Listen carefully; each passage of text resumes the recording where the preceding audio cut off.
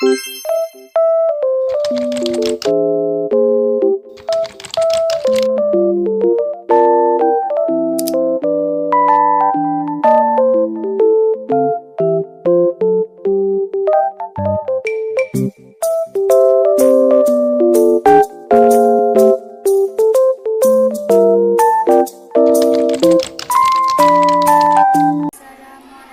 warahmatullahi wabarakatuh. Di sini kami akan menjelaskan tentang vulkanisme dan pengaruhnya dalam kehidupan. Pengertian vulkanisme. Pengertian vulkanisme adalah gejala alam yang terjadi akibat adanya aktivitas magma. Vulkanisme terjadi karena adanya aktivitas tektonisme yang mengakibatkan retakan-retakan pada permukaan bumi sehingga menyebabkan aliran magma dari lapisan litosfer naik melalui retakan-retakan dalam lapisan bumi hingga sampai ke permukaan bumi. Aliran magma dari lapisan litosfer hingga ke permukaan bumi tersebutlah yang dinamakan dengan vulkanisme. Yang pertama yaitu intrusi magma. Intrusi magma yaitu terobosan magma ke dalam lapisan-lapisan litosfera tetapi tidak sampai ke permukaan bumi. Intrusi magma dapat dibedakan menjadi 5, antara lain batolit yaitu dapur magma, intrusi datar atau sill atau lempeng intrusi yaitu magma yang menyusup di antara dua lapisan batuan, mendatar dan paralel dengan lapisan batuan tersebut. Lakolit yaitu magma yang menerobos di antara lapisan bumi paling atas, bentuknya seperti lensa cembung atau kue serabi. Gang atau korok yaitu hasil intrusi magma yang menyusup dan membeku di sela-sela lipatan atau korok. Diarema adalah lubang atau pipa di antara dapur magma dan kepudan gunung api yang bentuknya seperti silinder memanjang. Yang terakhir yaitu bentukan hasil intrusi magma merupakan sumber mineral yang sangat penting artinya secara ekonomi dikarenakan di daerah intrusi itu seringkali didapati berbagai mineral seperti intan, besi, emas, perak, dan mineral logam serta non-logam lainnya. Yang kedua yaitu ekstrusi magma. Ekstrusi magma yaitu proses keluarnya magma dari dalam bumi sampai di atas ke permukaan bumi. Materi hasil ekstrusi magma dapat berupa lava, yaitu magma yang keluar sampai ke permukaan bumi dan mengalir ke permukaan bumi. Yang kedua yaitu lahar, yaitu material campuran antara lain lava dengan materi-materi yang ada di permukaan bumi berupa pasir, kerikil, debu dan lain-lain dengan air sehingga membentuk lumpur. Yang ketiga lava dan piroklastika, yaitu material pada berupa bom, lepli, kerikil dan debu vulkanik. Yang keempat, eklasi yaitu gas. Material berupa gas asam arang seperti formorella atau sumber uap air dan zat emas. Yang kelima, eksklusi identik dengan erupsi atau letusan gunung api yang dibedakan menjadi dua yaitu erupsi etusif dan erupsi eksplosif. Yang keenam, erupsi etusif yaitu erupsi yang berupa lelahan lava melalui retakan atau rekanan atau lubang kawah satu gunung api. Erupsi eksplosif yaitu erupsi berupa ledakan dengan mengeluarkan bahan-bahan padat atau etvalata atau piroklastika berupa bom, lepli, kerikil dan debu vulkanik bersama dengan gas dan fluida. Menurut tempat keluarnya magma, erupsi dapat dibedakan menjadi 3, yaitu erupsi berupa lelahan, rekahan atau lubang kawah. Erupsi eksplosif yaitu erupsi berupa ledakan dengan mengeluarkan bahan-bahan padat. Menurut tempat keluarnya magma, erupsi padat dibedakan menjadi 3, yakni erupsi linier, yaitu peristiwa keluarnya magma melalui celah atau retakan yang memanjang sehingga membentuk deretan gunung api. Yang ketiga, erupsi areal yaitu letusan yang terjadi jika letak magma dekat dengan permukaan kemudian magma membakar dan melelehkan lapisan batuan yang berada di atasnya sehingga membentuk lubang yang besar di permukaan bumi. Erupsi sentral jika letusan yang terjadi keluar melalui sebuah lubang yang membentuk gunung yang terpisah-pisah. Tiga bentuk gunung api. Yang pertama ada erupsi sentral, menghasilkan 3 bentuk gunung api, yaitu sebagai berikut. Gunung api perisai atau self volcanoes, yaitu sebuah gunung api yang berasal luas dan berlereng landai, merupakan hasil erupsi efusi magma yang cair. Contohnya, gunung api yang tersebar di Kepulauan Hawaii. Yang kedua, gunung api Mars, merupakan hasil erupsi eksplosif yang tidak terlalu kuat dan hanya sekali saja. Contohnya, Gunung Lamongan, Jawa Timur dengan kawahnya Kelakah. Gunung api strato atau kerucut, merupakan hasil campuran efusif dan eksplosif yang berulang kali. Gunung api ini berbentuk kerucut, badannya berlapis-lapis akibat erupsi yang berpindah-pindah pusatnya, menyebabkan di sana sini terbentuk kerucut gunung api, sehingga bentuk gunung tersebut tidak teratur. Sebagian besar gunung api di Sumatera, Jawa, Bali, Nusa Tenggara. Contoh gunung api strato adalah Gunung Kerinci, Merapi, Ciremai, Semeru. Tipe letusan gunung api. Tipe letusan setelah memahami pengertian vulkanisme, terdapat pula tipe letusan berdasarkan kekenatalan magma, tekanan gas, kedalaman dapur magma, dan material yang dikeluarkan letusan gunung api dibagi menjadi beberapa, yaitu yang pertama, letusan tipe Hawaii.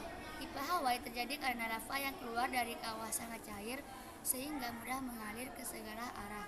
Sifat lava yang sangat cair ini menghasilkan bentuk seperti perisai atau tameng.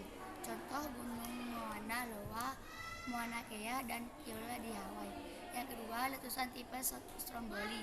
Letusan tipe ini bersifat spesifik, yaitu letusannya terjadi dengan interval atau tenggang waktu hampir sama gunung api Stromboli. Di Kepulauan Lipari, tenggang waktunya letusan 12 menit. Jadi setiap 12 menit terjadi letusan yang memuntahkan material, bom, lapli, dan abu. Contohnya gunung api bertipe Stromboli adalah Gunung Vesuvius atau Italia. Yang ketiga, letusan tipe vulkano. Letusan tipe ini mengeluarkan seperti bom, abu, lapli, serta bahan ini didasarkan atas kekuatan erupsi dan ke dalam dapur magmanya. Contoh gunungan Vesuvius dan Etna di Italia. Yang keempat, letusan tipe Merapi. Letusan tipe ini mengeluarkan lava kental sehingga menyumbat mulut kawah. Akibatnya tekanan gas menjadi semakin bertambah kuat dan memecahkan sumbat lava. Sumbatan yang pecah terdorong ke atas dan akhirnya terlempar keluar. Material ini menuruni lereng gunung sebagai ladu. Letusan tipe Merapi sangat berbahaya bagi penduduk di sana. Oke, materi selanjutnya yang akan dibawakan oleh Melinda.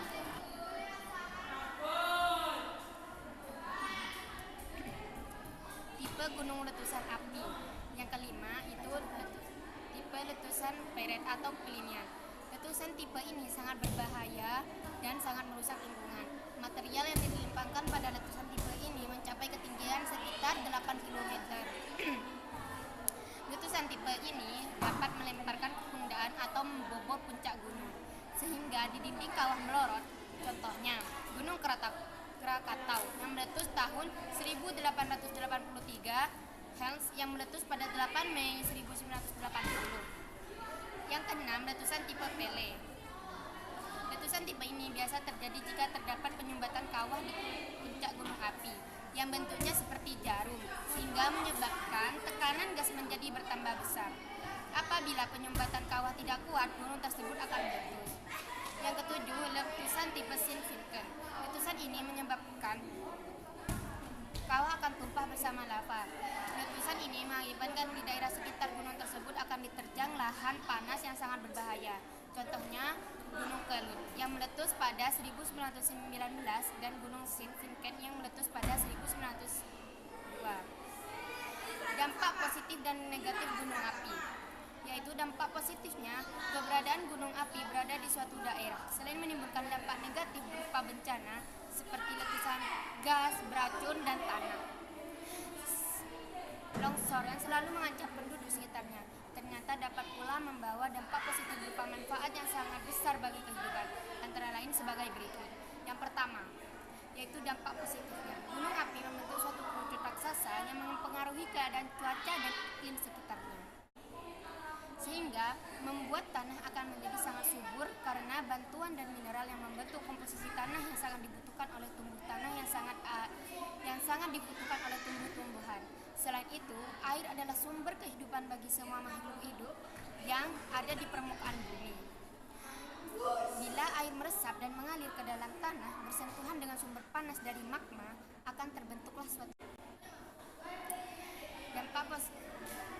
Yang kedua, dampak positif. Dengan banyak mata air di sekitar gunung api dan lebatnya hutan dan tumbuh-tumbuhan lainnya akan membentuk suatu lingkungan yang sejuk dan bermanfaat bagi penduduknya yang hidup di sekitarnya. Berbentuk berkebunan dan persawahan akan menambah indahnya pemandangan dan bertambah segarnya udara di sekitarnya. Keberadaan suatu gunung api itu akan menghasilkan hutan atau alam sehingga menghasilkan hasil hutan yang berlimpah serta dengan segala isinya berupa makhluk hidup sebagai sumber daya flora dan fauna serta bahan galian membentuk gunung api tersebut.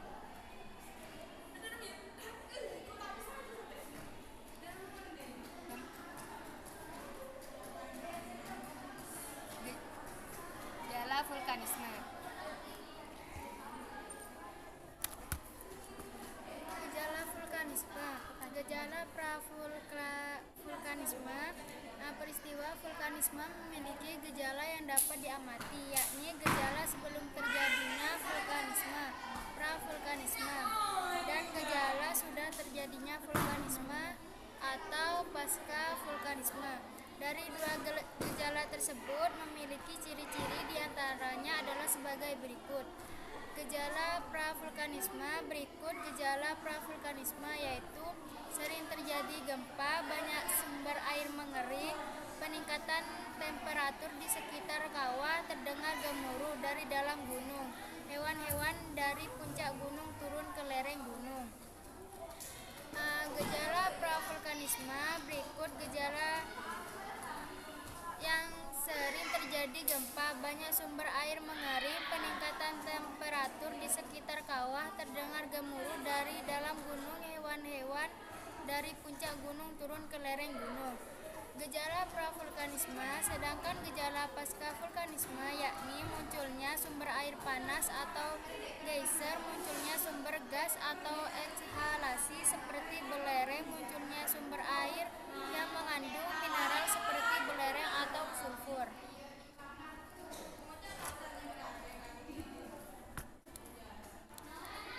Oke, cukup sekian presentasi dari kami. Kurang lebihnya mohon maaf. Wassalamualaikum warahmatullahi wabarakatuh.